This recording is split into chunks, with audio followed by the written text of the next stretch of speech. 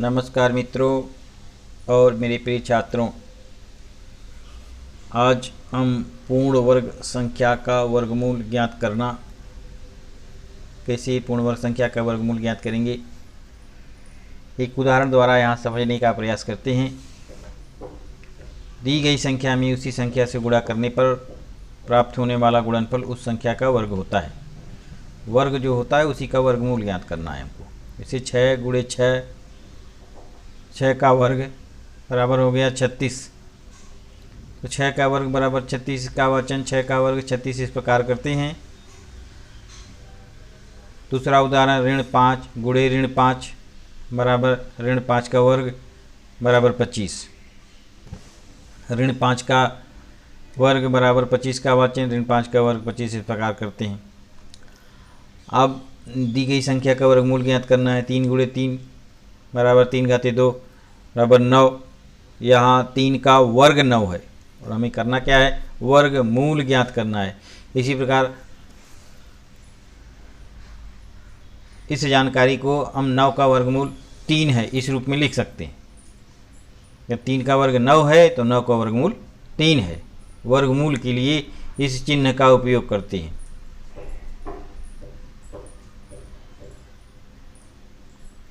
नौ का अर्थ है 9 का वर्गमूल, करणी में 9 बराबर 3। उदाहरण के अनुसार 7 गुणे 7 बराबर 7 घाते 2 बराबर 49। करणी में 49 बराबर 7, यानी 49 का वर्गमूल 7। 8 गुणे 8 8 का वर्ग बराबर 64। इसी प्रकार करणी में 64 बराबर 8। ऋण 8 गुणे ऋण 8 बराबर ऋण 8 गुणे ऋण 8 घाते 2 बराबर 64 के आधार पर 64 का वर्गमूल ऋण 8 भी मिलता है। यक्स यह धन संख्या हो तो उसके 2 वर्गमूल होते हैं। इसमें ऋण वर्गमूल तथा धन वर्गमूल चिन्हों द्वारा दर्शाया जाता है। अगर ऋणात्मक संख्या है तो वहाँ ऋण दिखाना पड़ेगा।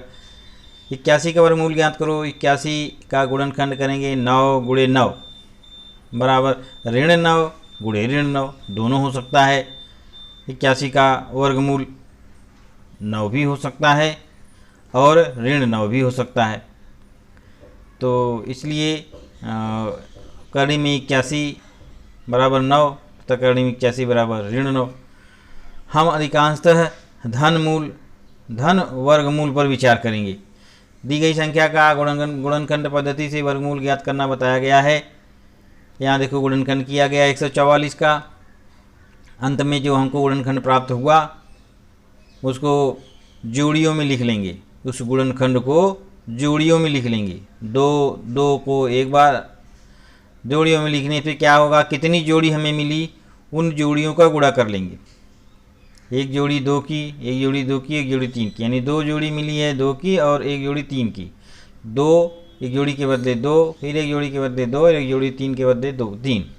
तो 2 दूनी 4 3 12, अर्थात 12 वर्गमूल है किसका, 144 का। इसी प्रकार से अन्य संख्याओं का गुणनखंड करके 324 का वर्गमूल भी इसी प्रकार किया गया है। पहले पूर्ण रूप से गुणनखंड कर दो, अभाज्य संख्या के रूप में गुणनखंड करो, उसके बाद जोड़ी के रूप में लिखो। उन जोड़ियों को एक एक बार लिखो। 2 गुणे 3 गुणे 3, 2 3 6, 6 3 18। तो इस प्रकार से 324 का वर्गमूल हो गया 18। अब इस के आधार पर वर्गमूल प्रसंग्रह 80, प्रसंग्रह 30, प्रसंग्रह 30 के प्रश्नों को हल करना है। 625 का वर्गमूल गुणनखंड द्वारा करो। एक और विधि है भाग विधि, वो मैं तुम्हें अभी बताता हूँ कि किस प्रकार से भाग विधि का उपयोग करके गुणनखंड प्राप्त किया जाता है। हम तुम्हें प्रसंग्रह 30 के किसी भी एक प्रश्न को लेकर हम बताते हैं तुम्हें। मान लो हम प्रसंग्रह 30 का दूसरा सवाल ले लेते हैं। उसको इस प्रकार से करना है। भाग विधि से वर्गमूल ज्ञात करना मैं बता रहा हूँ। प्रसंग्रह 30 का जो पहला प्रश्न है 625 को भाग विधि से वर्गमूल ज्ञात करना है। उसको इस प्रकार से एक टेबल जैसा बना लो, जैसा मैं देखो बता रहा हूँ। यहाँ जोड़ी लगा लो बाईं तरफ से दो दो संख्या का, क्योंकि यहाँ 3 संख्या है इसलिए 2 संख्या 25 और ये अकेले रहेगी।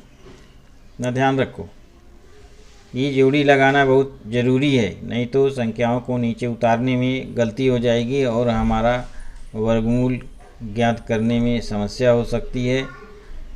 अब यहाँ जोड़ी लगाने के बाद बचा है 6। एक ऐसी संख्या लो जिसका वर्ग करो लेकिन वो 6 से ज़्यादा न हो। तो अगर हम 2 लेते हैं तो 2 दूनी 4 होता है, और 3 लेके हैं तो 3 तियां 9 होता है। वर्ग ही लेना है, इतना ध्यान रखो। तो हम यहाँ 2 लिखेंगे, 2 दूनी 4, यानी इस संख्या का वर्ग करना है। तो यहाँ हो गया 4। अब यहाँ चूंकि 2 लिया था तो इसलिए यहाँ भी 2 रहेगा ये, और ये 2 को उसी 2 में जोड़ देना है। ये दोनों जोड़ देंगे तो 2 और 2 4 हो जाएगा, यहाँ पे लिख देंगे। अब 6 में से 4 को घटाया तो कितना आ गया 2। जैसे भाग करते हैं ना, भाग करने के बाद घटाते हैं। अब ये दोनों संख्या ऊपर से उतार लेंगे, कितना हो गया ये 225। फिर से बता दूं, देखो ये 625 का वर्गमूल ज्ञात करना है। बाईं तरफ से इन संख्याओं की जोड़ी लगा लेंगे 2 2 के रूप में, क्योंकि यहाँ 3 संख्या है तो बाईं तरफ से 2 और यहाँ 1 संख्या बच गई। 6 बचा, 6 में एक ऐसी संख्या लो जिसका वर्ग करने पर 6 से ज़्यादा न हो। तो 2 दूनी 4 ही होता है, 2 का वर्ग करने पर 4 आता है, और 3 लेते हैं तो 9 हो जाता है, इसलिए हम 2 ही लेंगे, क्योंकि हमने 2 यहाँ पे शुरुआत की थी 2 से, इस संख्या का वर्ग किया था, इसलिए यहाँ पर 2 रखा। और इन 2 और इसमें 2 और जोड़ देना है, 2 और 2 के हो गया 4, और ये 6 में से 4 को घटा दिया तो आया 2, और ये दोनों संख्या उतार लिया। तो यहाँ घटाने पर हमको ये संख्या जो मिल जाती है यहाँ 225। अब 225 में कोई ऐसी संख्या लेनी है कि उसका वर्ग करने पर, जैसे अगर हम यहाँ पे 5 रखते हैं, क्योंकि यहाँ 25 है तो इसकी संभावना ज़्यादा है कि यहाँ 5 ही आना चाहिए। ये हो गया 45। 45 में 5 का गुणा करो, अगर यहाँ 5 रखिए 45 हो गई, तो 45 में 5 का गुणा करने, 45 में 5 का गुणा जब करते हैं 45 गुणे 5 गुणा करके देख लेते हैं। 5 पच्चे 25 की 5 हासिल 2, 5 चौक 20 और 2 22, ये देखो 225 आया। तो ये यहाँ 225 हो गया, क्योंकि यहाँ हमने 5 रखा था इसलिए यहाँ 5 यहाँ भी रखेंगे। ये हो गया 225, घटाने पर आ गया 0। इस तरह से 625 का वर्गमूल करणी में लिखेंगे, 625 का वर्गमूल बराबर 25। दूसरी संख्या है 1225, उसी तरह से 1225 का भी करेंगे।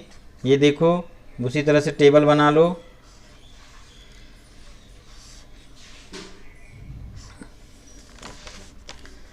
जोड़ी लगा लो।